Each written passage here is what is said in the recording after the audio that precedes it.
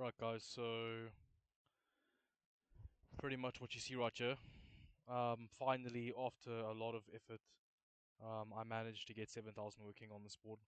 Now, just gonna show you some stuff real quick. So I had a bit of an argument with some dudes online about ASUS motherboard behavior and like the BIOSes and stuff. And yeah, apparently there was this consensus that like you still need TX 1-to-1 with VDD, and apparently like running VDD to match with your VDD doesn't make sense. Some people just believe that. I don't know why that is. I don't know why there's confusion around that whole like idea. But I want to show you some stuff real quick. So this was my progress that I made with this. Now, first of all, um, I'm just gonna say to get this far with 7,000 on this board with your rank, I actually needed to use some other settings in the BIOS that weren't like standard, because the board wasn't able to catch just the correct environment for this to work. If that makes any sense to you guys. But as you can see over here, like so I kind of had the idea that maybe 7000 C32 would work at 1.55 volts because 7000 C30 wasn't working, and I figured that maybe because of my sticks, the scaling actually changed, and even though I was running 6800 C30 on 1.5 volts, I thought maybe, you know what, 1.55 might not cut it for 7000 C30, so maybe it needs more like 100 millivolts to scale. And I was seeing the same kind of behavior on the Tachyon actually. So if I show you guys over here, actually just turn this off. My TV's on. But anyway, so if I go to Tachyon's little page, we'll fold over here, you'll see that I wasn't getting anywhere, and I know why. This BIOS was much better than the previous one, but even this BIOS couldn't cut it. So I was testing one evening. I thought I actually almost got it. Um, so I was testing like 7000 C30. I was trying different voltages.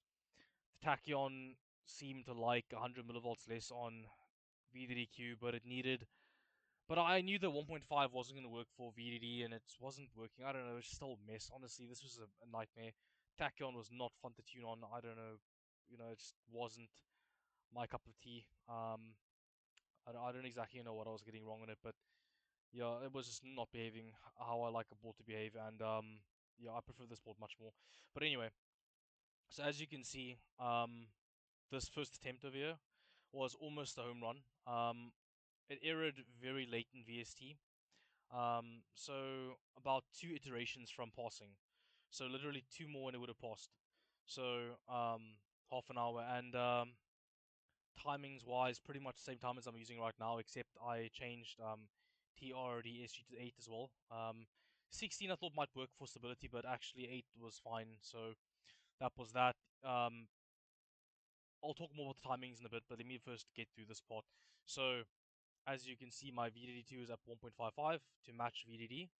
Um, I found SA at 1.25 was actually the ideal value. Adding more or lowering was actually causing VST errors. So 1.25 was actually a good middle ground that it liked. 1.3 L2 is actually required as well. Anything less than this, and I start getting weird um, screen issues. Plus, I also start getting, well, if I drop all it down to 1.2, VST will error like immediately, like it won't even run. So this is very important for maintaining the ring clock at 4.8 for my CPU. Um, but anyway, so to come over here to the other voltages, IVR, as you can see, is up at 1.35 set. My first attempt, the first attempt I had was 1.25 set in VCSA. IVR is 1.35 set, right? And yeah, this almost ran, right? Almost ran, but it errored late. So I made a bunch of adjustments, wasted my time because thinking that SA had to be higher and whatever. Anyway, come to this attempt over here, and I noticed that at 1.3 IVR and 1.3 SA, it failed, but a bit earlier than the last time. So I wasn't quite sure from where to go. I wasn't sure if it was like more IVR, or I'm not saying IVR, more TX was needed or more SA or whatever. I was confused. I was kind of like going back and forth, and eventually I realized that the issue was not that TX was too low in the first attempt, and this one here at 1.3 was actually still this was too low. So 1.3 was not cutting it. 1.35 wasn't too low. I was like, what are the odds of winning 1.325? So I typed in 1.325, and what do you know? I run VST first time, and then half an hour, and then it passes one azimuth one time, which is a good sign, because when you can pass one azimuth directly after VST run, that's usually a good sign that you're actually right on the money. Usually, at least. If you have to adjust things, it's a bad sign. Usually it means that um, you're gonna have to readjust everything, because when you make one change, it pretty much changes the whole thing. Um, but yeah, this ran, and I'm very relieved, honestly, because I don't feel like messing with this anymore. I'm very tired. Um, as you can see, it's 3:30 in the morning. Um, yeah, I'm getting this ready for tomorrow because my 4090 is actually coming via courier. Actually, to make sure that the cards I can keep it, because there's a warranty problem on the site that I'm trying to sort out with the website, because um, for some reason it says the card has 6 months warranty, which doesn't make any sense. So I'm considering if I shouldn't just return that card now, like not unbox it, like return it like sealed, and then just get something else, because um, it's just not going to be safe to use a card with 6 months warranty. That's a 4090. It's just too expensive. So, but the idea was that I would get this ready. I would try and get 7,000 ready for tomorrow, so I could benchmark in the early morning hours when it was cold, because I have no load shedding on Thursday morning early. So tomorrow is Wednesday, or today's Wednesday rather.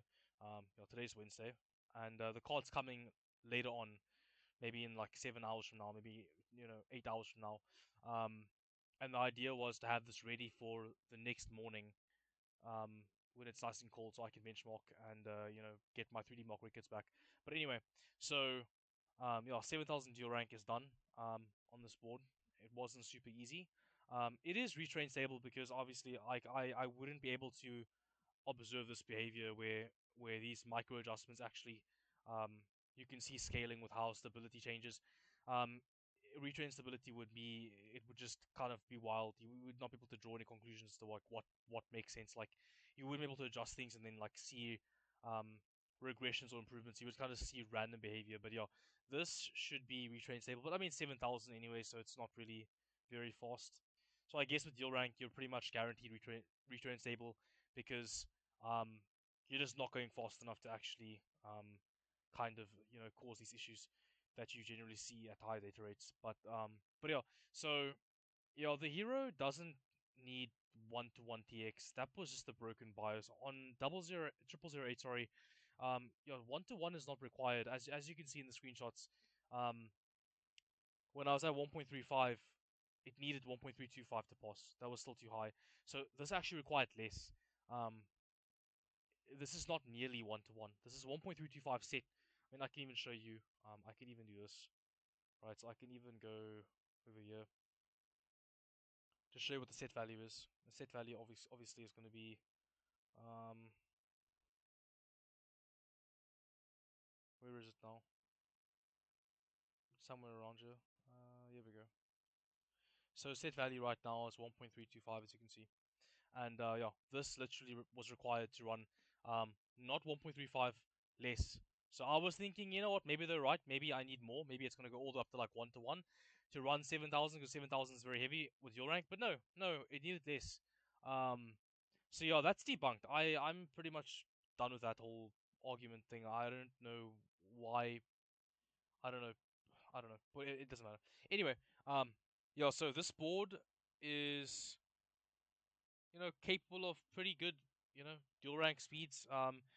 This might suggest that 8,000 single rank could be done, maybe. If you had the wherewithal and the you know motivation, the drive to do it, could be done, I would say. Um, but yeah, like I don't know.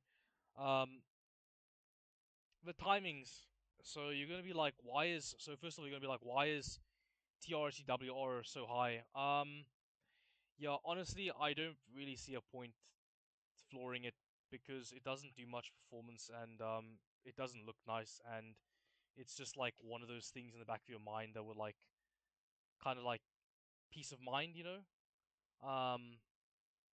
Yeah, and if you want to know why TRAS is 79, that's 24 TRTP plus full burst length is 16, so that's 40 plus 39 is 79.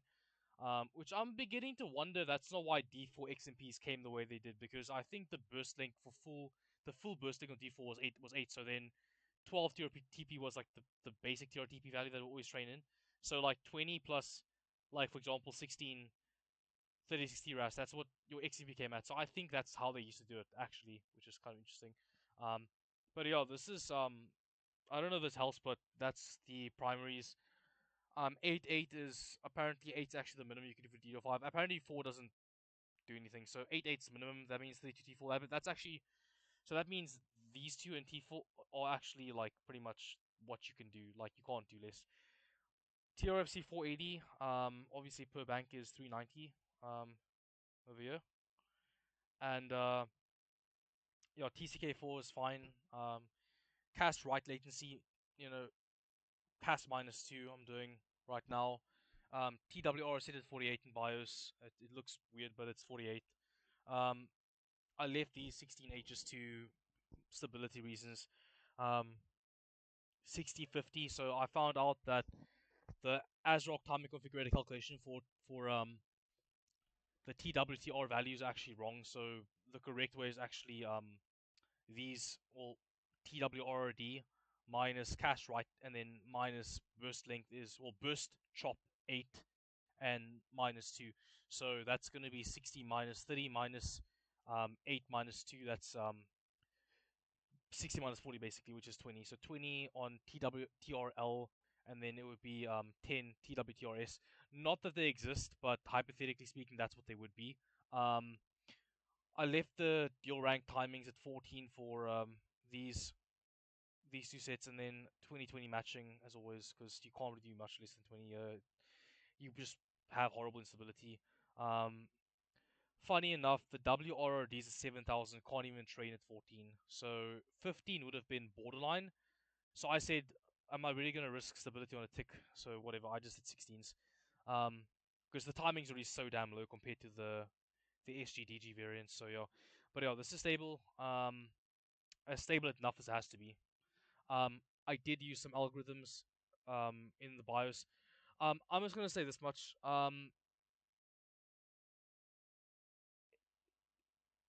Read up on some DDR5 documentation and gain an understanding of the training methods, and then you're gonna be able to sort your own training issues out. I'm not gonna put up the exact settings I used in BIOS. Um, honestly, because I just didn't feel like doing it. Because um, I don't know, like sometimes you've got to let people kind of like, you know, work it out. Like the teach a man to fish type thing.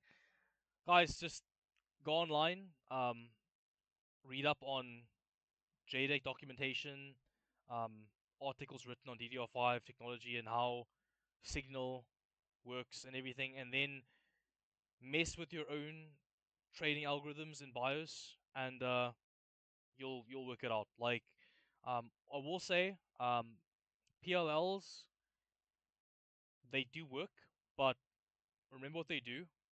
PLLs reduce the rail requirements on whatever voltage rail you're adjusting upwards on PLLs.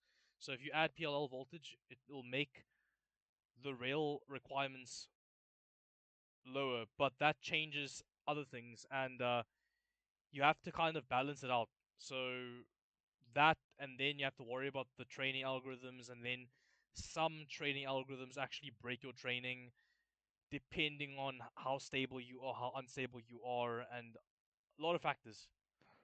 Mess around with it, do your testing, and you'll find some good results. But Am I gonna share it online? Um, Not this time around. Like, just not for this. Cause yeah, I don't know. I guess you could say like I'm not gonna talk more about it. I'll leave it. But yeah, anyway. So mess with those things. It'll help you. You'll get some good results and maybe take your overclocks further. Um, but yeah, all I can say is read documentation, understand how signal works, how the signal is interpreted, and like just get an idea of why your OCs are failing. And like again, like I said, like learn, understand why your IMC is not stable, or why it might be that when you train in it's not stable. Gain an understanding of the concept of it, and then the solutions become far more clear. So you come into this situation and you're not like wondering like, oh, I'll just do this and I'll do that. No, no, you need to like gain an idea of like why things are going wrong, and teach yourself how to do that. You can get anything done you want, right? But like, um, yeah, it's not easy. It does take some effort to study, so to speak. I will link some stuff in the description that will help you, but in terms of just like pure guidance, I'm kind of gonna step back on this one and let you guys kind of, you know, work it out. But yeah, so 7,000 done, and I'm gonna hopefully be able to get 3D Mark done tomorrow morning. Um, about 24 hours from now, I should be benchmarking. If the retailer can sort out the warranty with my card, I hope they can, so I can keep it and just crush the benchmarks. I'll see how Juice Theory goes with 7,000 dual rank. I mean, an untrained eye might say, "Oh, those are loose timings, dude. Why did you tighten them up?" And to that I say, "Well, okay then. Like, if you think that these subs are loose and that I should tighten them up, then that's great. I don't know what else I can say to you. The only thing here that I can identify that is a bit balked is T-Refi. And yeah, T-Refi, to have 13560 stable at 7,000 plus, you just need to keep the temps like below 40 degrees on the ice. Or no, not the ice, on the SPD hub. I'm not exactly sure what the ice temps would be, but like, yeah, my G-Skill sticks just run too warm. I can't run 13560 or even 97 920. It makes it way harder to stabilize. So I'm just running 65 to 80. You guys can run 13560 and like 262,000 with water cooling or whatever, but yeah, for me personally, I can't really run higher than this to have stability long term. It's just get too warm. So yeah, TRFC 480, that's not going lower. You need water. If you want to do 450, you need water. If you want to do 420, you need water. You need water. You need to have cold dims during MRC. You're not gonna train. TRFC on ADI does not go much lower than 480. If you can get it lower, I've seen it lower.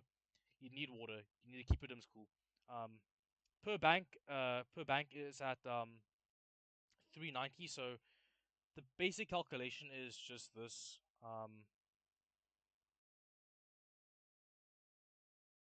So it's 0.8125 you can try. So whatever you want to do, 0.8125 should be correct. But yeah, 480, 390 is a good spread.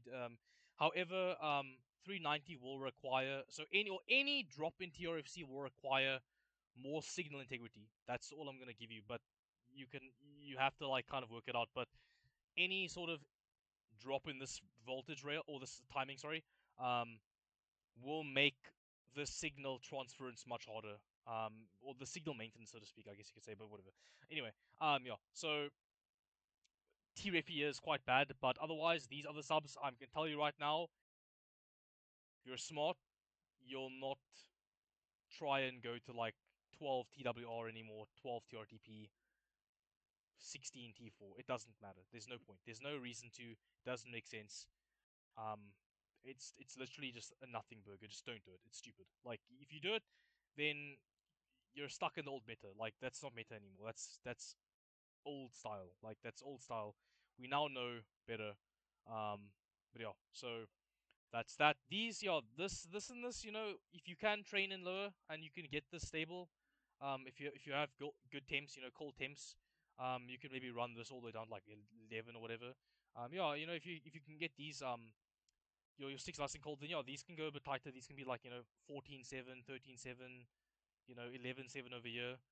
For me personally, heat's a factor, and you know, 16/8 is fine. Um, some of these dual rank timings, I mean, good luck to you. If you want to try and tighten them, good luck. I've tried, I've observed where the training fails. I know where the training fails. So if you want to try and get these super tight, you know, good luck to you. God bless. Hope you have a good time with that. But yeah, so yeah, that's about it, guys. I'm gonna shut this off, and I will link some stuff for you guys in the description, so you guys can hopefully gain some knowledge, and you know, get some better OCs. But yeah, cheers, guys.